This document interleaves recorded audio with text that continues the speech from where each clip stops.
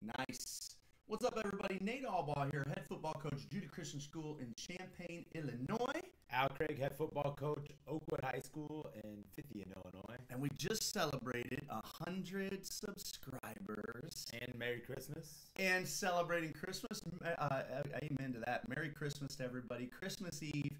And I do love Christmas Eve. I mean, just Christmas Eve, because it's something about like the anticipation. Oh, yeah. Right? And it's just quiet, and no one really expects you to do a whole lot on Christmas Eve. Right. No. I mean, you just kind of hang out, relax, get ready for tomorrow's festivities. Yes. I know I have family coming in tonight, though, so I got to get the house ready. Yeah. But it'll be fun. It'll be fun. I always look forward to some good food Christmas Eve, and then the day I look forward to probably the most of the whole break, New Year's Day. New Year's Day with all the football and all the food. You know what's kind of crummy, though, for me? I mean, it's not crummy. It's a good thing, but it's also a bad thing. New Year's Day, I won't be able to watch as much football. I'm going to the Blackhawks game at Notre Dame Stadium. What? Game. Now, as cool as that sounds. Yeah. New Year's Day is for football. I know, but it's at Notre Dame Stadium, so that's a place I've never been to. So I'm excited about like seeing all that. Yeah. There. You know, it won't be the atmosphere for a game, but it'll be cool nonetheless. So very cool, man. Yeah. All right, well, let's jump in. Play of the day, okay? On the 12th play of Christmas, the good Lord gave to me verticals, baby.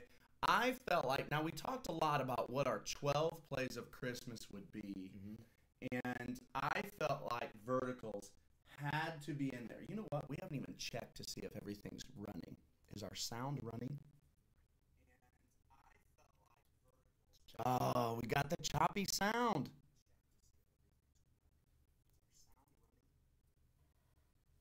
All right, I'm going to fix one thing. We're going to come back live. All right, streaming again. Nate Allbaugh here alongside Al Craig. We're trying to talk our play of the day, which is verticals, but we had a little bit of audio trouble, so we are rebooting. Yes. We're good. All right, go ahead and hit the volume down or volume off. Nate Allbaugh with Al Craig.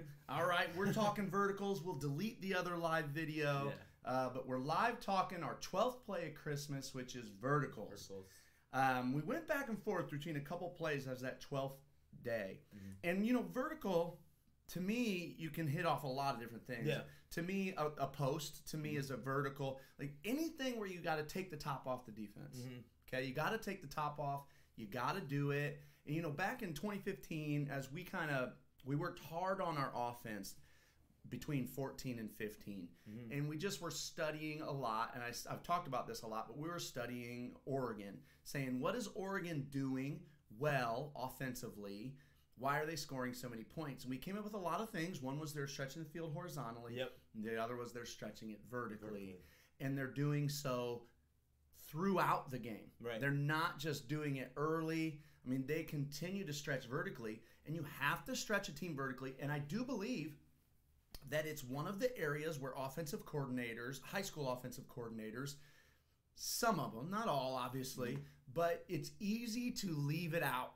Right. Because it's a little nerve-wracking for yourself because you feel like, am I throwing a down away? Yeah, right. I mean, that's our biggest fear when it comes to it. Like, I can run this play and get 4 yards, or I can run a vertical and get potentially 0 or hit a home run. So it's like, I use it as like baseball, you know? You get those guys that come up.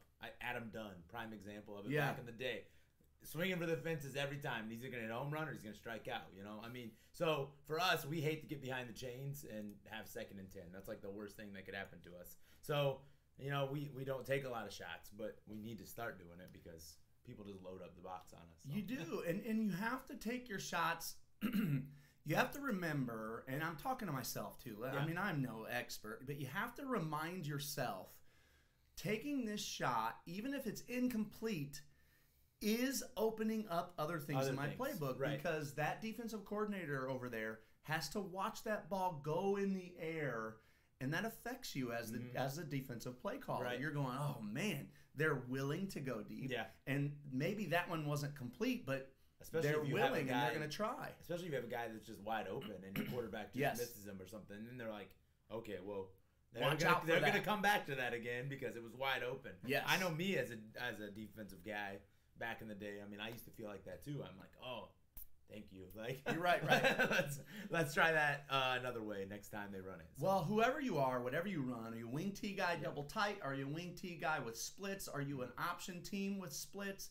Are you a spread team 2x1? Are you spread 3x1? Are you spread? Oh, you do a lot of empty. Whatever it is, you have to be willing to go vertical. Yep. Now, one of the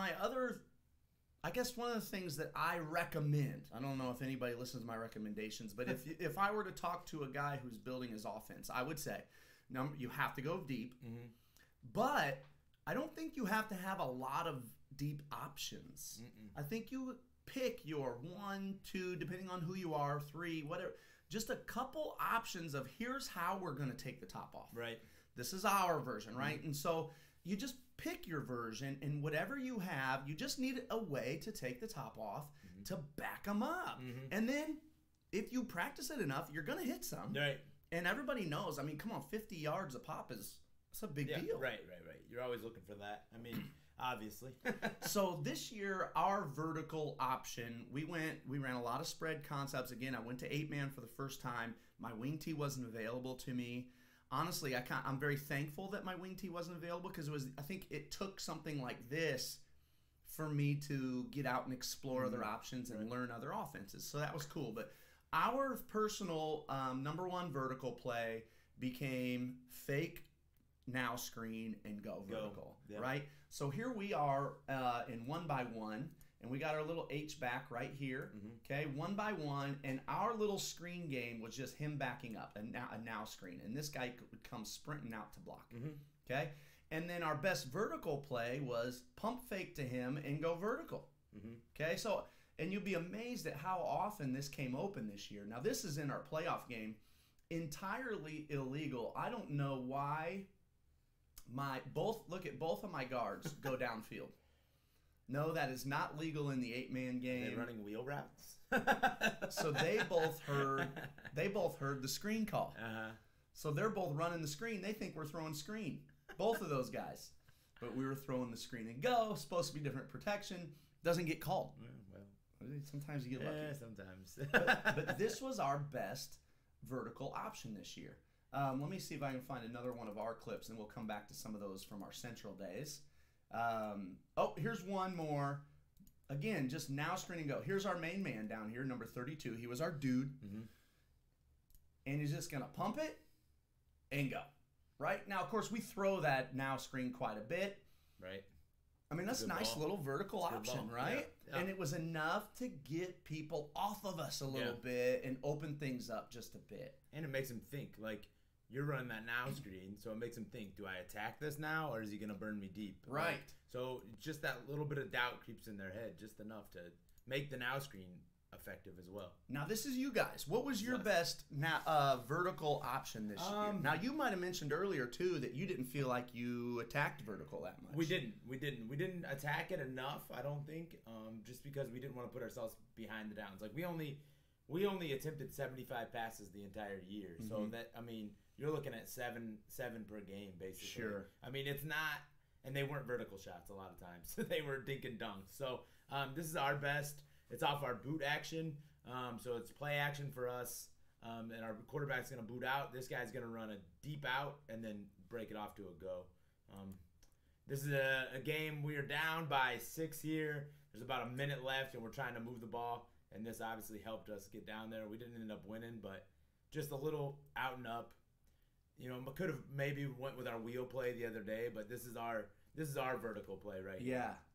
So our quarterback's gonna fake our buck sweep action, which gets everybody going, and then the if the protection's right, you have enough time to run that deep out and then up. So that's our best threat. This out and up is just killer too. I mean, and this is underthrown. Yeah. Underthrown is still, but that's a heck of a play by our receiver. I mean, that's a 40-yard chunk of yards. That defensive coordinator affects him. Who are you playing here? Watsika. Oh, yes. This was a heck of a game. Yeah, it was a good game. They were a playoff team. They were good. I mean, they had us. So this one is the same route out of when we were at Central together. This is in the second round of the playoffs. And here's what we did back then. So this was our superstar. Okay? So our goal was, the problem is this was their stud DB right here. So normally we're wing T. We got a wing in here. And our superstar, we would put him out here. He's there all game. Yep. So our thought was, let's split him out here, bring our backup X in, and what we thought we would do, and we're going to run our deep out and go on this side, but our plan was, when we split our dude, their dude will come cover him, and that'll leave our backup X against not as much of a dude. Right. I mean, that was the plan. And I remember we came out and we line up this formation, and I just remember in my ear hearing, expletive, they didn't switch over to Beasley. They didn't go cover Beasley. Yeah. So here's our dude, our Superman, and he's basically uncovered. Yeah, we're scrambling, trying to figure out if we need to call a timeout or not at this point. I remember, too. I mean, I was on the double headset, so I think I had just come over to offense, and we were like, oh, no. We didn't get the matchup we wanted. This is not good. Abort. And you'll see this was one of our best vertical options for a while. Yeah. But take a look at the deep out up here. So here's our backup X, but watch this. He hits the deep out. He turns. Nice cut, though. Nice sit down to the butt. Yeah. Makes eye contact with the QB, and he's alone. I mean, the route itself is just brutal. Look at this. And then we always give him a hard time because he got chased down at the 1. Yeah. Yeah, that was his touchdown, baby, in a big game. But this was a game changer for us. Definitely. I mean, a momentum swing. We don't get the matchup we want, but it doesn't matter. The double move. I mean, double moves are brutal. It's just a matter, can you protect it? And because it comes off boot, you get the time. Look at that. Yeah, and for us, I mean, that fake was great. Yeah. I mean, everything was great about that. It got the quarterback time just with the fake. Yeah. I don't know that we could have protected it long enough because they had a good defensive line. No, you're right. But the fake gave it just enough. And a money ball from Walker Stillman. Right. All right, so here is Coach T just left. Yeah. This is one of theirs from this year. From the wing T. Again, you can go vertical from anywhere, but you got to commit to doing it. They bring motion towards the tight end, fake the buck sweep, and you make it look like boot, but you're just coming to the backside post, right? So, of course, you got whatever your waggle route is here. You got drag coming here, and then your backside post. And for the most part, you don't look at your backside post much. But you pick that right time of the game. There's your backside post. That's their best receiver, or one of. And the fastest kid.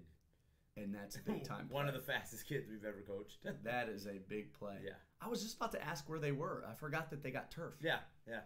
It's at the home. I didn't realize either it was the multicolor turf. Yeah. All right, let's go back to a different play of ours, one of our favorites. This one is known as crack seam. Crack seam. And anybody that has ever watched the Film Friday series that I used to do, pretty familiar with crack seam. This one's been money to us. I've had success with crack seam in almost every team I've coached. We used it this year for a couple touchdowns. But some of our other guys from our Wing T family that we're all kind of a part of it haven't had as much success from this year. And this dude, he was a dude. Yeah, I mean, he gets a step on everybody because he's faster than everybody. And so, I mean, that helps. And then, for us, the crack seam, we didn't run rocket well, so that didn't sell the crack. That's either. probably the key. Yeah, I mean, that didn't sell it enough either. So. If you run rocket well, so we go rocket action here, we're just going to go big on big protection up front. Quarterback fakes, drops, and fires. This guy fakes a crack block and runs vertical. And this play, I mean, we scored a lot of touchdowns just on crack seam this season. In fact, this was the second season. So this is 2 seasons in a row now. 21 has I mean, he was... I can't imagine how many touchdowns he had on crack seam. Yeah.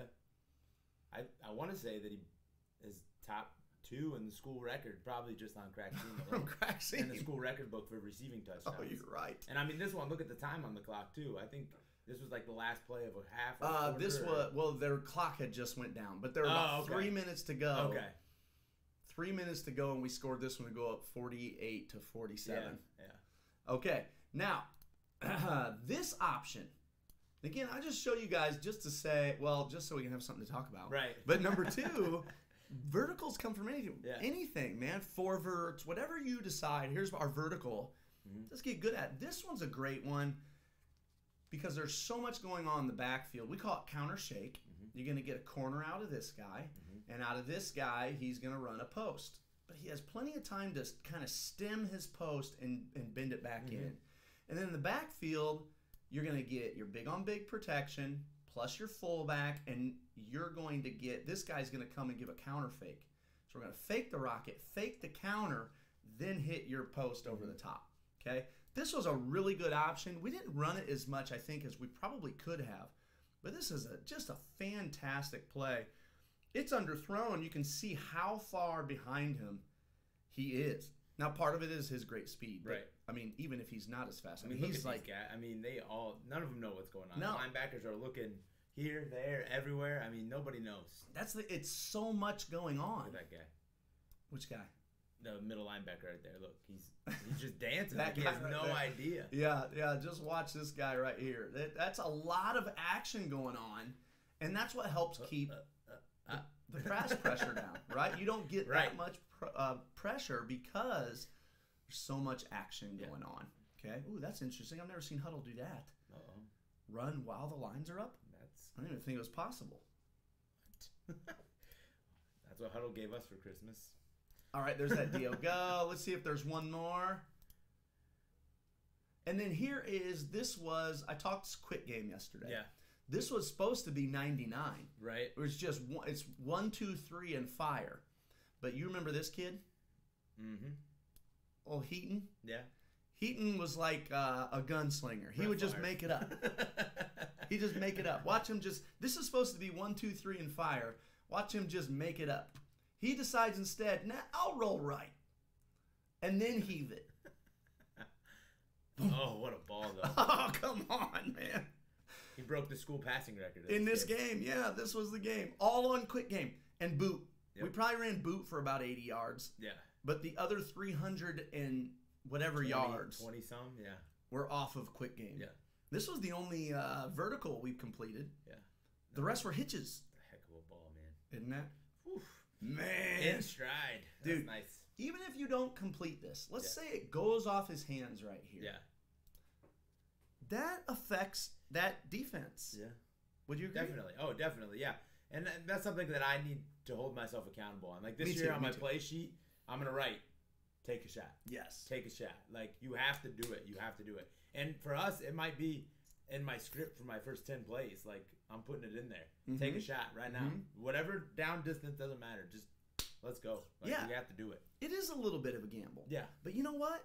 Sometimes you hit the jackpot. Yeah. I mean, that's the reality. I've taken bigger gambles in my life than throwing deep on 1st and 10. Right. Like, I've taken way bigger gambles, let's be honest. But it is a worthwhile risk because, and again, we're both speaking to ourselves as much as we're speaking to any audience. Just reminding ourselves it's worth the risk, it's worth the risk, it's worth the risk. And just like I said out of Oregon it's easier to take the risk in the first quarter. Mm-hmm. What about, and here's what Oregon does so well. This is my last thought, I think. This is what Oregon had done so well. You know, this is 2015, so they were like on a 10-year run of really scoring maybe more than the rest of the college, of the NCAA. Mm-hmm. But here's what they did so well.